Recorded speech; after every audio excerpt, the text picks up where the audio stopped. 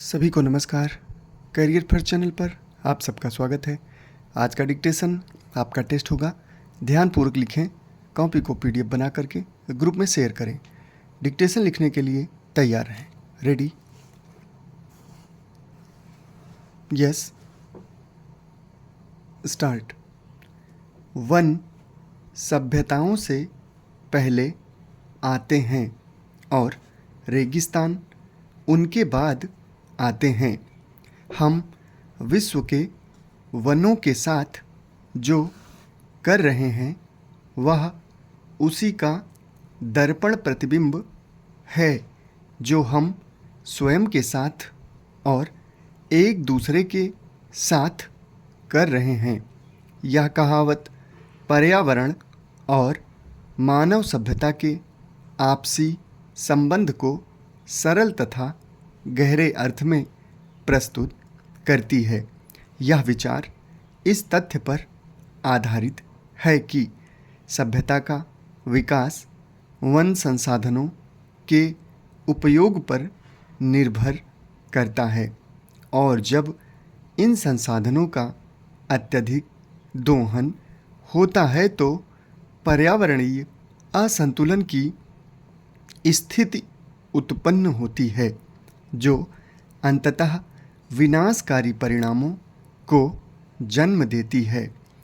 इस निबंध में हम इस कहावत के महत्व को ऐतिहासिक, पर्यावरणीय और सामाजिक संदर्भों में समझने का प्रयास करेंगे। साथ ही इसके आधुनिक परिप्रेक्ष्य में भारत और विश्व की पर्यावरणीय चुनौतियों पर विचार करेंगे। सभ्यताओं के प्रारंभिक चरण में वन संसाधनों के रूप में अत्यधिक महत्वपूर्ण थे।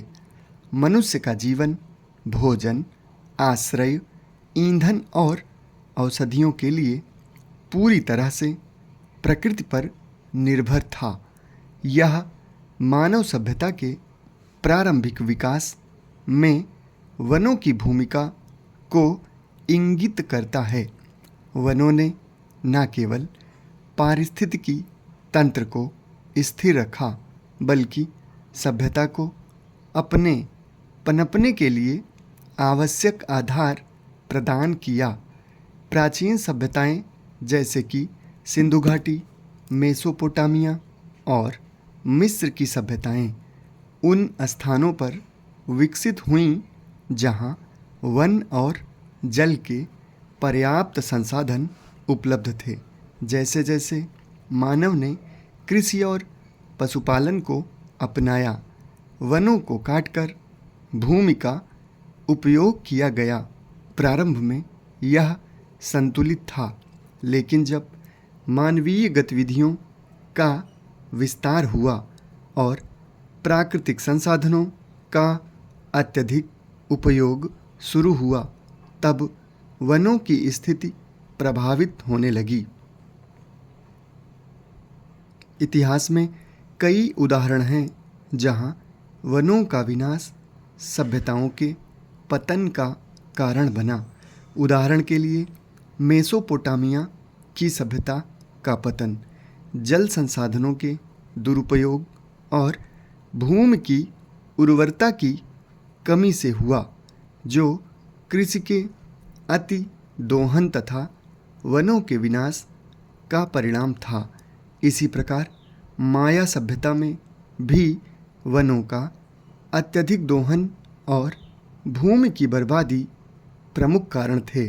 जैसे जैसे मानव सभ्यताएं विकसित हुईं, वनों का दोहन भी बढ़ता गया। औद्योगिक क्रांति के समय वनोन्मूलन और कार्बन उत्सर्जन ने जलवायु परिवर्तन की समस्या को जन्म दिया, जिसका परिणाम हम आज भूमंडलीय तापन और जलवायु असंतुलन के रूप में देख रहे हैं। वर्तमान समय में वनों का महत्व पहले से कहीं अधिक है। संयुक्त राष्ट्र के आंकड़ों के अनुसार 31% पृथ्वी का भूभाग वनों से आच्छादित है, जो जलवायु संतुलन को नियंत्रित रखने एवं जैव विविधता को संरक्षित रखने में महत्वपूर्ण भूमिका निभाते हैं।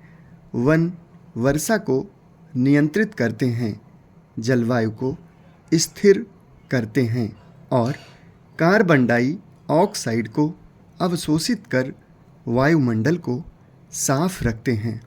समाप्त। धन्यवाद।